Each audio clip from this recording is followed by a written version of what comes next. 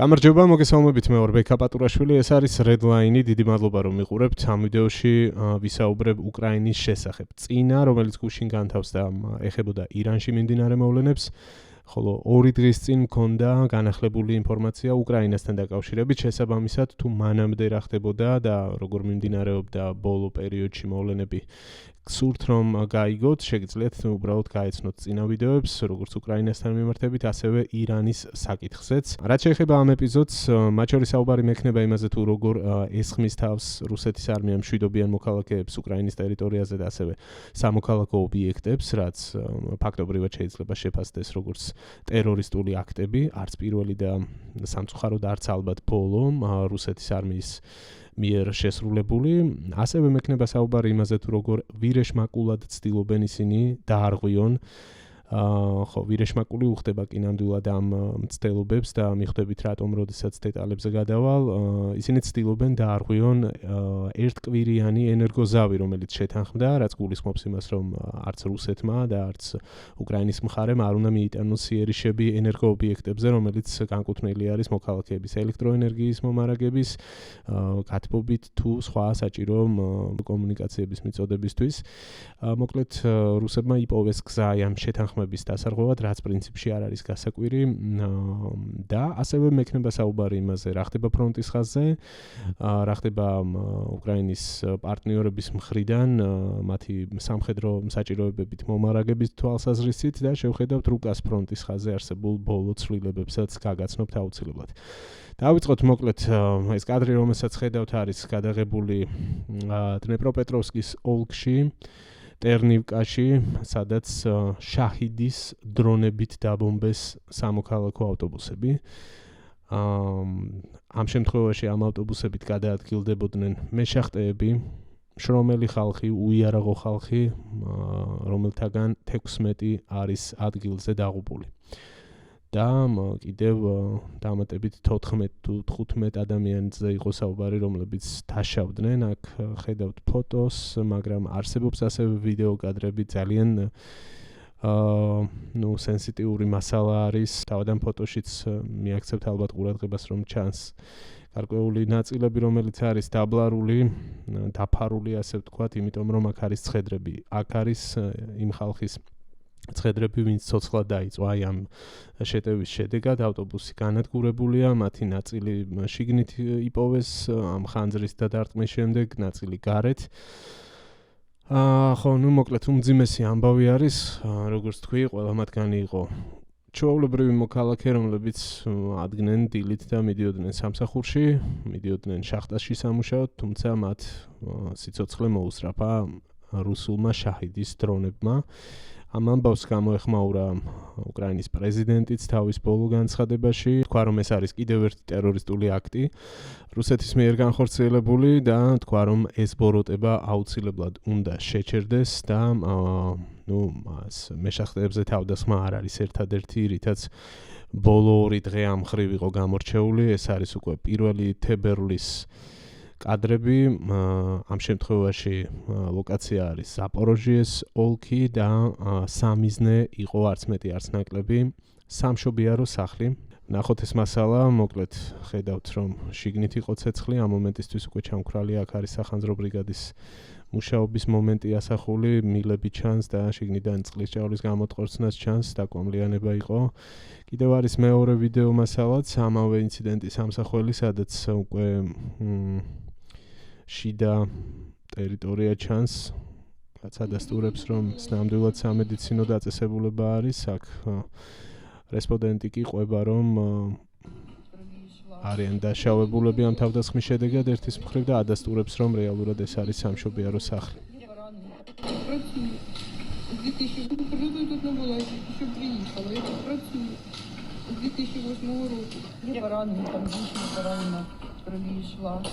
Бачила я. Написала, що 6 постраждалих, ну я не знаю, яка степень постраждання. ხო, ეგ არის რუსული მშვიდობა მოკლედ და ეგ არის მათი ლეგიტიმური სამიზნეები, რასაც ხშირად ამბობენ, რომ ისინი მხოლოდ სამხედრო ობიექტებს იღებენ სამიზნეში. აი ასეთი 2 სამხედრო ობიექტი ვნახეთ ერთ შემთხვევაში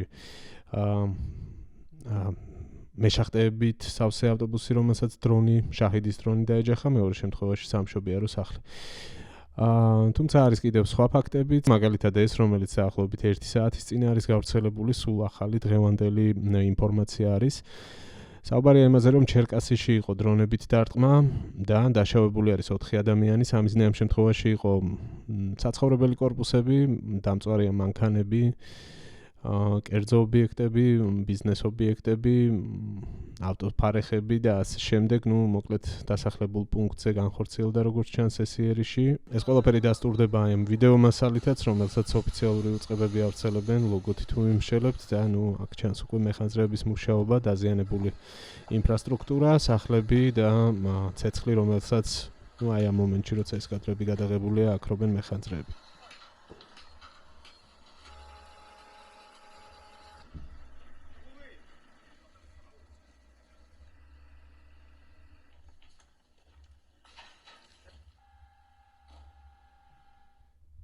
შემდეგი ამბავი შეეხება იმას, რაც ნაწილობრივ უკვე ვახსენე პრინციპში, როგორ არღვევს რუსეთი ერთკვირიან ენერგო ზავს.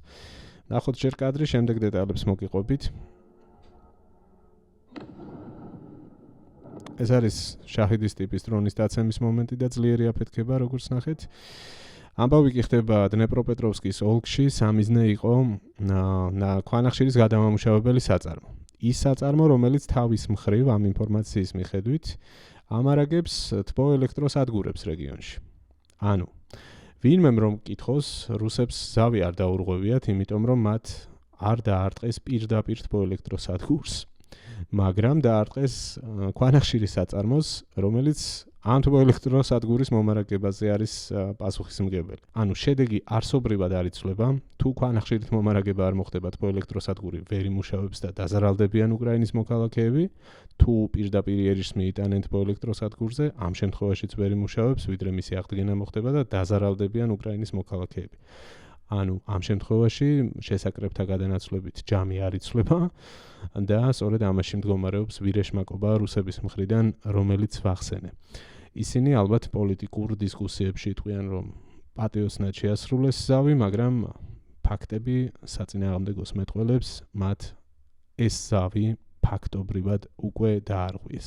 გარდა ამისა, უკრაინული წყაროების ინფორმაციით, რუსეთის არმია აქტიურად ემზადება ამ მოკრძალებული ვადის ამოწურვის შემდეგ უკვე შემდგომი უფრო მასირებული იერიშებისთვის. ამ ინფორმაციაში საუბარია იმაზე, რომ აქტიურად ხდება Tu-95 MS-ის ტიპის სტრატეგიული ბომბდამშენების განლაგება უკრაინის საზღვართან ახლოს, შედარებით უფრო ახლოს მდებარე ავიაბაზებზე, იმისთვის რომ ისინი უფრო ხელსაყრელ პოზიციებში იყვნენ შემდგომი საჰაერო დარტყმების განხორციელებისთვის.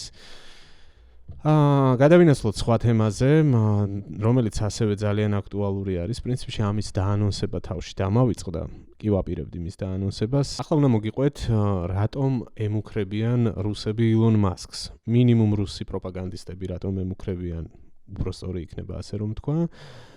მათ შორის რატომ აჟღერებენ ეგეთ იდეებს, რომ რუსებმა ბირთვული იარაღი გამოიყენონ კოსმოსში იმისთვის, რომ ილონ მასკის სატელიტების განადგურება მოხდეს.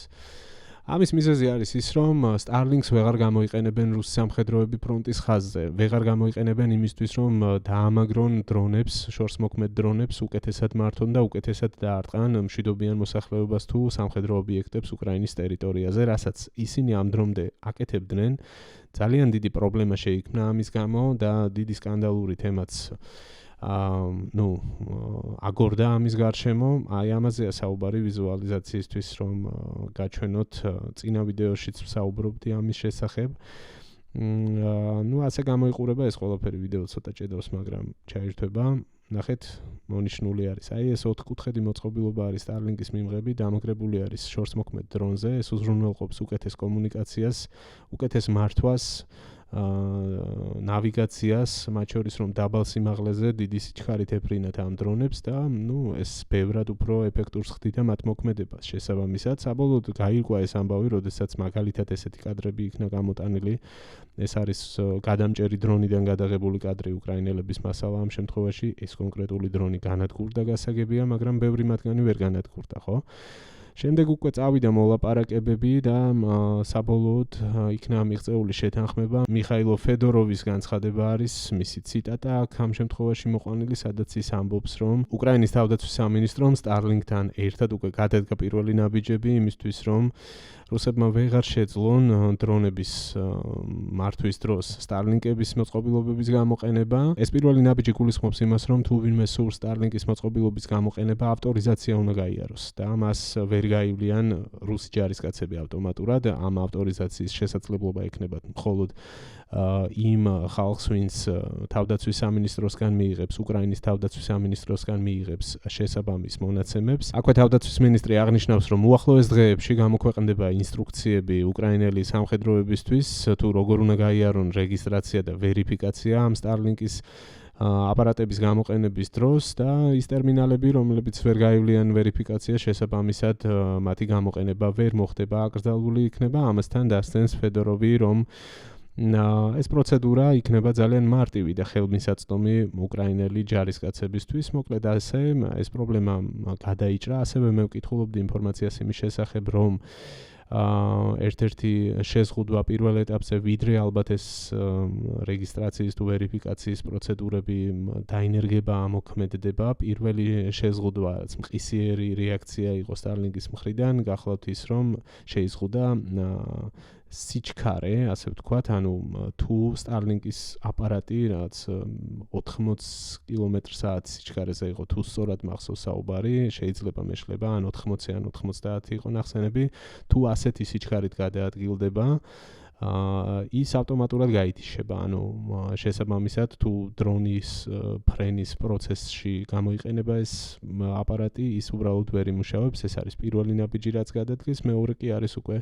ოფიციალური ვერიფიკაციის მოთხოვნა, რაზეც უკვე დაწვრილებით მოგიყევით. ეს კი არის თქვენთვის კარგად ნაცნობი რუსი პროპაგანდისტი სალავიოვი, რომელმაც მუქარა გააჟღერა კოსმოსში მასკის ობიექტების დაბომბვის შესახებ. ნახოთ ეს განცხადება. И та милитаризация космоса, которая сейчас предлагает, потому что, давайте скажем правду, что такое Starlink? Это милитаризация космоса, потому что все, над чем работал Маск, все, что мы видим сейчас, работает в интересах войны против России. Все, чем занимается Палантир, это опробирование поля боя для убийства русских, для войны с нами. Надо назвать вещи своими именами. Поэтому я не понимаю, почему, например, спутники Илона Маска не являются для нас законной целью. Один подрыв ядерного оружия в космосе, как я понимаю, довольно серьезно решает эту проблему. Я не говорю, что это хорошо.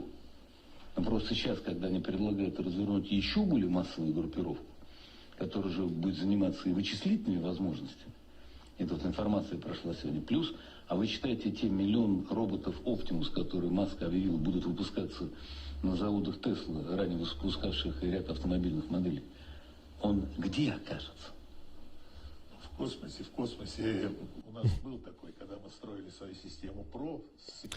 კარგი, მოკლედ, მასკის ეს მოწყობილობები მხოლოდ სამხედრო მიზნებს ემსახურება, ჩვენ წინააღმდეგ არის მიმართულიო, ისინი აბსოლუტურად ლეგიტიმური სამიზნეაო და რატომაც არ უნდა გავისროლოთ კოსმოსში ბირთვული იარაღი იმისთვის, რომ ესენი გავანადგუროთ მათი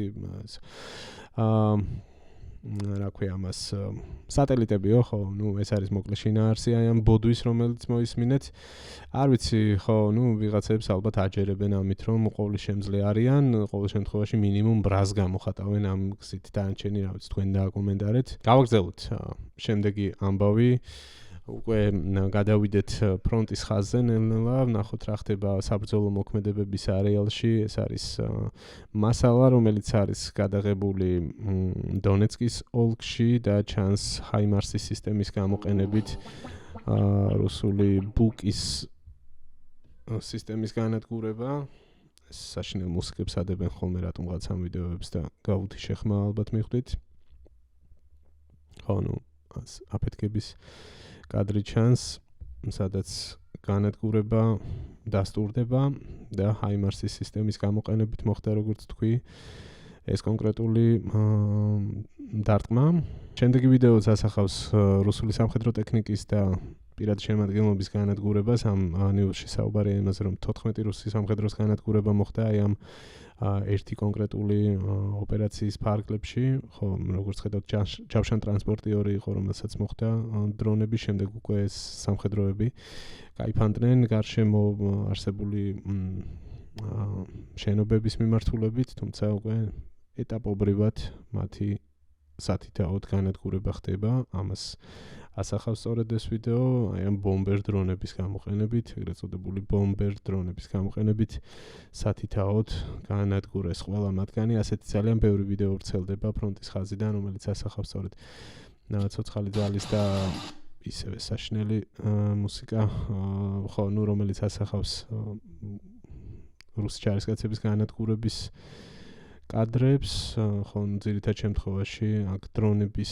მუშაობა არის ნაჩვენები.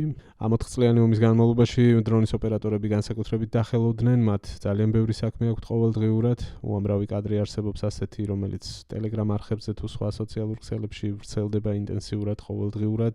სხვადასხვა დანაყოფები ავრცელებენ თავის მონაგარს, ასე ვთქვათ, და ნუ ამ შემთხვევაშიც არის ერთ-ერთი ასეთი სიგნუმი, ასეთი დაჯგუფება, რომელიც გვთავაზობს ამ მასალას. პირველი თებერვლით არის ეს ვიდეო კადრები დათარიღებული. ხო, ნუ უნდა ვთქვათ, რომ მხოლოდ უკრაინელები არ იყენებენ ცხადია დრონებს. ეს არის მიმდინარე ომში ერთ-ერთი მთავარი იარაღი. რუსებიც აქტიურად იყენებენ მას. ამ შემთხვევაშიც FPV დრონები და მათი ოპერატორები არიან საქმეში და ძალიან წარმატებული საინტერესო ოპერაცია, რომელიც სულ ახალი არის. 1 საათის წინ არის ეს ინფორმაცია გავრცელებული, პოკროვსკთან ახლოს მიმდინარე საბრძოლო მოქმედებებს ასახავს. აქ არის მოკლედ 4 უკრაინელი სამხედრო, რომელიც სანგარში იყო გამაგრებული, პოზიციას იცავდა და ამ დროს მათზე განხორციელდა იერიში შედარებით უფრო მეტი მოწინააღმდეგე, რომელიც ამ 4 ჯარისკაცს აქცევს ალყაში და თითქმის განწირულები იყვნენ ცხადია ისინი, მაგრამ ამ დროს დროულად მოუსწრო უკრაინელ სამხედროებს დახმარება და ვნახოთ რა მოხდა უკვე დრონების ჩართვის შემდეგ. ხო, წინასწარ რომ თქვა ყველა მათგანი გაანადგურეს, საინტერესო ვიდეო კადრებია. ეს არის უკვე მომენტი, როდესაც ალყაში მოაქციეს უკრაინელი სამხედროები და დაიწყო სათითაოდ მათი განადგურება. 3 4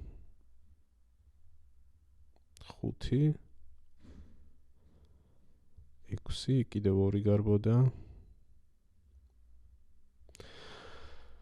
ხო, ნუ ასე დროს პრინციპში აი ესეც საინტერესო კადრი იყო თავად ოპერატორების მუშაობის მომენტით ჩანდა და ამ პროცესის მართვის. ასე დროს გადარჩენის შანსები უკვე ძალიან ცოტა არის, როდესაც ხდება დაფიქსირება და ერთი რომელიმე სადაზვერვო დრონი აღმოაჩენს ქვეითებს ან პირობითად ამ შემთხვევაში შესაძლოა ამ ჯგუფმა გადასცა ინფორმაცია კოორდინატები სად იყვნენ და რა რისკის წინაშე იდგნენ. ძალიან პატარა შანსია იმის, რომ ვინმე გაასწროს, მით უმეტეს იმ ფონზე, რომ ახლა ზამთარია, ხეები არ არის შეფოთლილი, არის ძირითადად გაშლილი ტერიტორიები. თუმცა, ნუ ისეთ ზონებში, სადაც შენობები ან ანგრევებია და უფრო მეტი სივრცე არის შეფარებისთვის, იქაც ახერხებენ დრონებით წარმატებით მოწინააღმდეგის განადგურებას, ასეთი კადრებიც უამრავჯერ გვინახავს. ეს არის უკვე თავდაცვის სამინისტროს ბოლო განახლებული ინფორმაცია, დღეისათვის 2 თებერვლის მონაცემი არის, სადაც განახლებულია მოწინააღმდეგის განადგურებული სამხედროების და სამხედრო ტექნიკის შესახებ ინფორმაცია დეტალურად. 1,241,530 სამხედროს განადგურების შესახებ უწყება უკრაინის თავდაცვის სამინისტრო, პლუს 850 ცალკე აქვთ მიწერილი, რაც იმას ნიშნავს, რომ ეს 850 ჯარისკაცი განადგურეს ბოლო 24 საათის განმავლობაში. აქ კიდევ დამატებით არის სხვა სამხედრო ტექნიკაზე მონაცემები, როგორც სახმელეთო, ასევე საჰაერო. დრონების განადგურება განსაკუთრებით თვალშისაცემია, პლუს 1083 დრონი, რაც იმას ნიშნავს, რომ უკრაინა ეფექტურად ავითარებს დრონების საწინააღმდეგო სისტემებს, გადამჭერ დრონებს ან ჩამხშობ საშუალებებს იმისთვის, რომ მოხდეს განადგურება მოწინააღმდეგის შესაძლებლობების, ხო, დამატებით სხვა ინფორმაციასაც ამჩნევთ აქ რა არის განადგურებული ბოლო 24 საათის განმავლობაში 2 ტანკი, 1 ჯავშან ტრანსპორტიორი და ასე შემდეგ. გავაგრძელოთ, შემდეგი თემა არის უკვე უკრაინის მხარდაჭერა, რას აკეთებენ პარტნიორები იმისთვის, რომ გააძლიერონ უკრაინის თავდაცვითი შესაძლებლობები და მათი შეტევითი პოტენციალი. აქ არის საინტერესო ინფორმაცია 1 თებერვლის, სადაც საუბარი არის იმაზე, რომ უკრაინასა და ნატოს შორის ახალი შეთანხმებები ფორმდება, რომელიც გულისხმობს განსაზღვრას არსებული მთავარი პრიორიტეტების. მთავარი პრიორიტეტების ჩამონათვალი კი ასეთი არის: საჰაერო თავდაცვის სისტემების გაძლიერება, პატრიოტის სისტემების დამატებით მიწოდება, F-16-ის ავიაგამანადგურებლების დამატებით მიწოდება უკრაინის შეიარაღებული ძალებისთვის, HIMARS-ის სისტემების მიწოდება და მაღალტექნოლოგიური შესაძლებლობების გაუმჯობესება. ეს არის მთავარი ჩამონათვალი.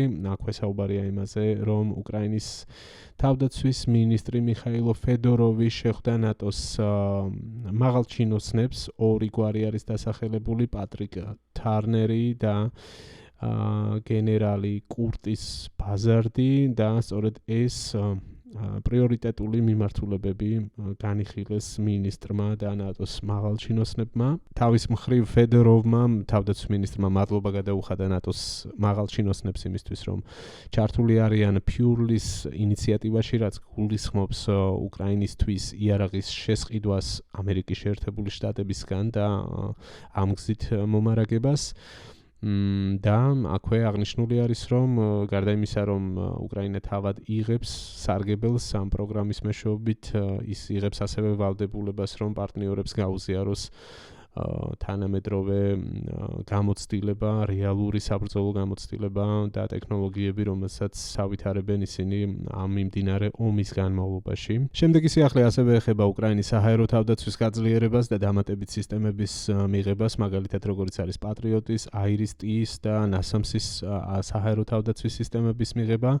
აქ უკრაინული მედიისთვის წყარო არის უკრაინის პარლამენტის წევრი, უსაფრთხოებისა და თავდაცვის კომიტეტის წევრი იჰორ ჩერნევი, რომელიც ამბობს, რომ დამატებით 12 საჰაერო თავდაცვის სისტემის უკრაინისთვის ბატარეის საჰაერო თავდაცვის სისტემის ბატარეის უკრაინისთვის გადაცემის შესახებ კონტრაქტები უკვე გაფორმებული არის, მათ შორის აირის-ტის სისტემის გადაცემაზე არის ამ შემთხვევაში საუბარი და ეს კონტრაქტები გულისხმობს რამდენიმე წლიან შეთანხმებასო. შემდეგი და ამ ეტაპზე ბოლო ინფორმაცია, რომელიც შეეხება საჰაერო შესაძლებლობებს, ამ შემთხვევაში საუბარი არის შვედეთსა და უკრაინას შორის შეთანხმების გაფორმებაზე. მოკლედ, აქ ნათქვამია, რომ შვედეთთან მიღწეული არის შეთანხმებები, რომელიც გულისხმობს მათ შორის SAAB-ის ტიპის რადარების გადაცემას, ელექტრონული საბრძოლო სისტემების გადაცემას და დრონებს, დრონები მათ შორის, რომელიც გათვლილი არის შორტ დისტანციაზე დარტყმებისთვის.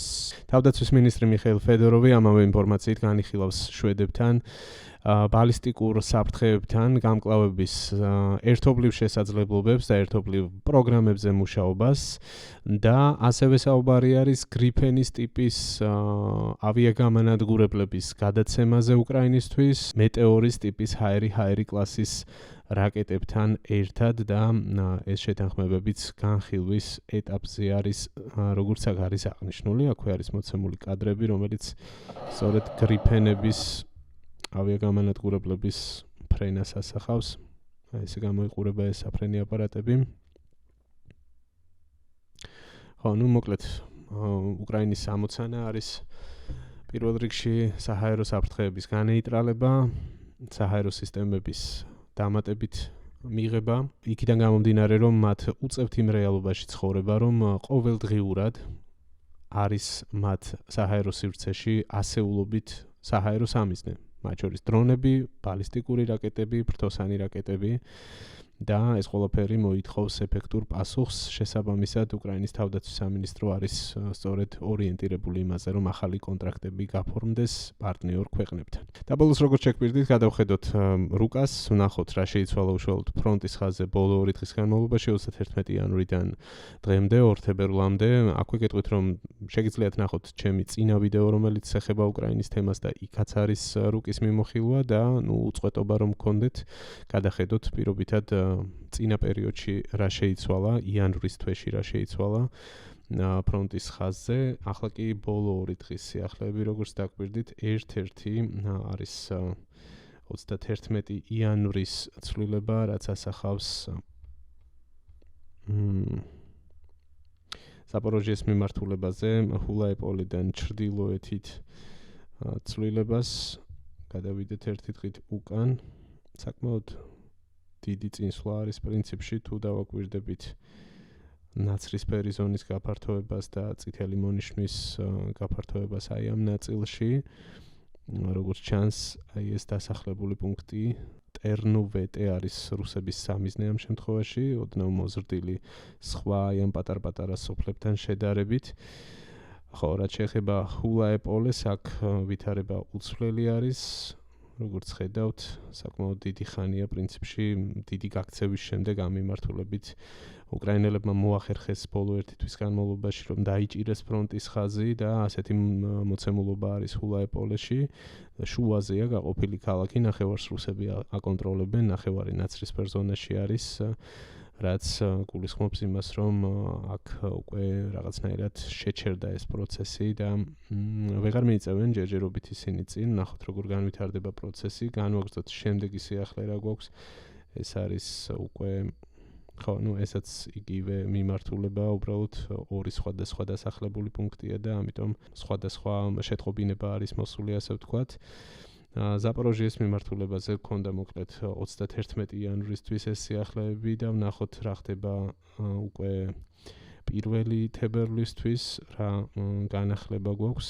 ზაპოროჟიეს მიმართულება ესაც როგორც ხვდები. კი ბატონო.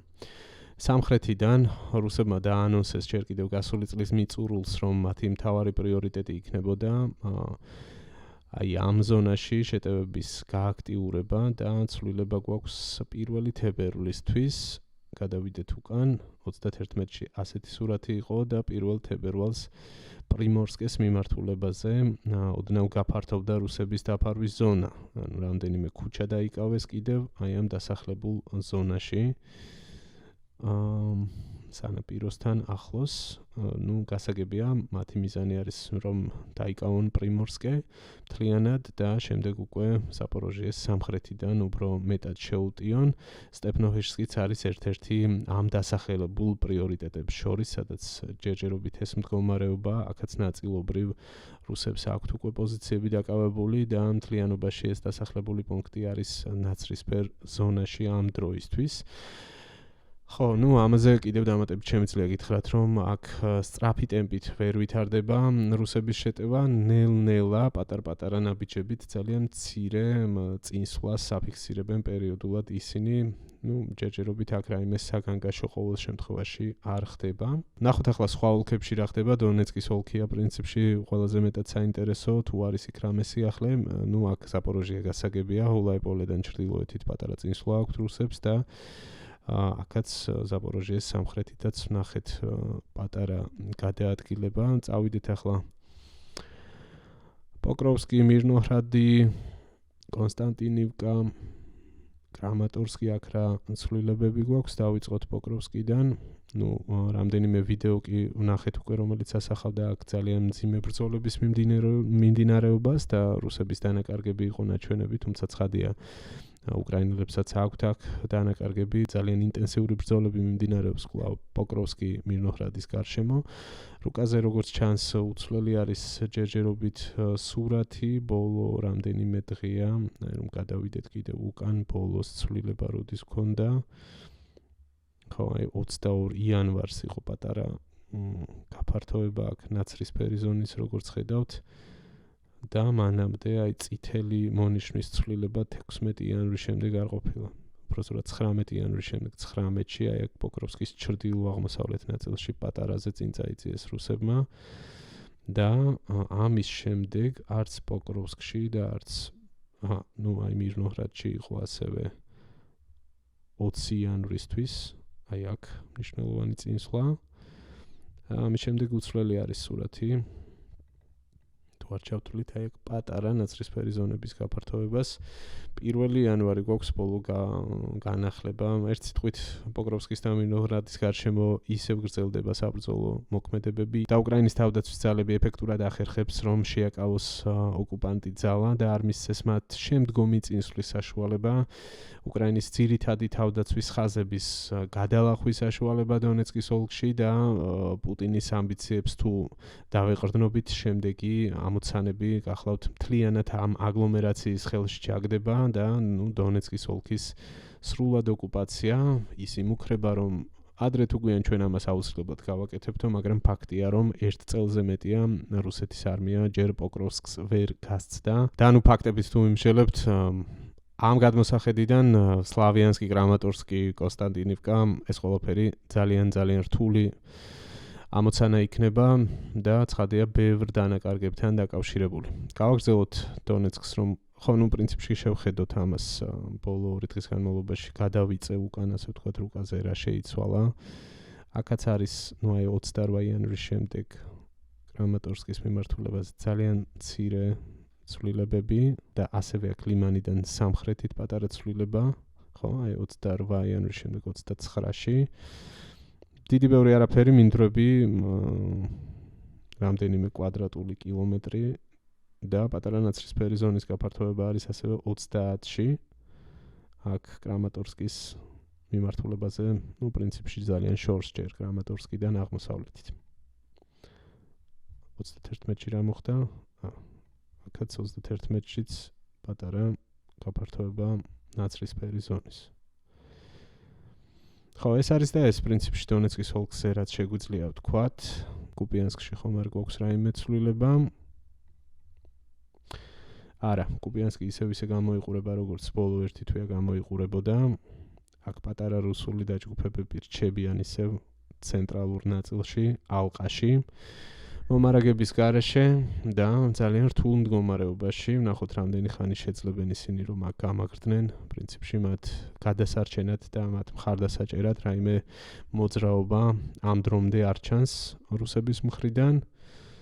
და ნუ რა ვიცი შეიძლება ითქვას რომ განწირულები არიან ისინი, ან უნდა ჩაბარდნენ, ან მოხდება მათი ლიკვიდაცია. კუპიანსკში აქტიურად მიდის გაწმენდითი ოპერაციები, ყოველდღიურად თითქმის ვრცელდება ამის ამსახველი კადრები უკრაინის თავდაცვის ძალების სხვადასხვა დანაყოფების მხრიდან, ვინც ამ ზონაში ოპერირებს. გადავიდეთ უფრო ჩრდილოეთით, ხარკოვის ჩრდილოეთით რამე ხომ არ შეიცვალა. არაფერი არც აქ არ გვაქვს და დაგვრჩა სუმი. დაგვრჩა სუმის მიმართულება და დიდი ალბათობით არც აქ არანაირი ცვლილება არ გვაქვს ბოლო დღეების განმავლობაში. კი ბატონო. აქაც უცვლელი სურათი გვაქვს.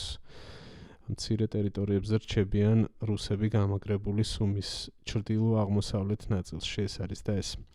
მოკლედ დრამატული არაფერი არ მოხდა ბოლო 2-3 დღის განმავლობაში ფრონტზე. უკრაინელები ისევ აგრძელებენ წინააღმდეგობას და ნუ მათაც აქვთ ამბიციური გეგმები, როგორც იცით.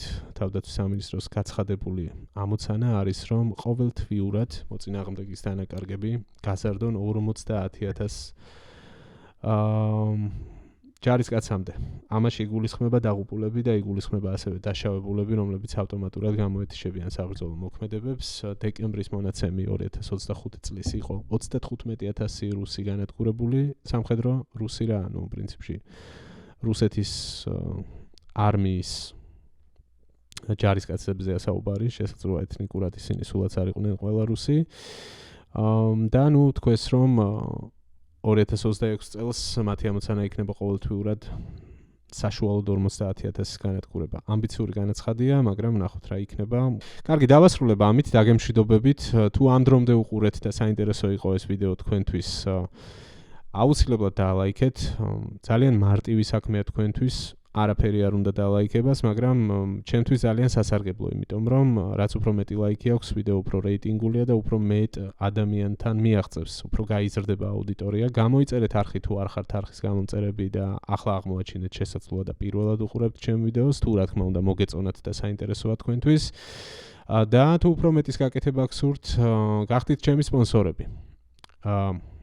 ჩემი გათვლა სწორედ ეს არის, რომ ჩემი მაყურებელი იყოს ჩემი სპონსორი. ამგვარ კონტენტს დიდად არ წყალობს ბიზნესი, შესაბამისად სხვა სპონსორები მე არ მყავს. შესაბამისად ველოდები თქვენგან მხარდაჭერას. დიდი მადლობა თითოეულ თქვენგანს, ვინც ამ დრომდე იყო ჩართული დონაციაში და თუნდაც 1 ლარი გაიღო ამ პროექტის განვითარებისთვის. ყველას მოგიკითხავთ და ხო, თუ გსურთ მოკლედ არხის მხარდაჭერა, ყველა საჭირო მონაცემი არის ვიდეოს აღწერაში, ანგარიშის ნომერი, პატრეონის ლინკი, PayPal-ის ლინკი და სულ ეს არის. დაგემშვიდობებით, დიდი მადლობა ყურადღებისთვის კიდევ ერთხელ. დაელოდეთ შემდეგ ვიდეოებს, ალბათ ან ისევ უკრაინით, ან ირანით დაგიბრუნდებით, გააჩნია რა მოხდება ირანში, სადაც ძალიან ხურდება პროცესები. თუ გაინტერესებთ ბოლო მნიშვნელოვანი სიახლეები, წინა ვიდეოს შეგიძლიათ გადახედოთ. ნახვამდის, დაგემშვიდობებით დროებით.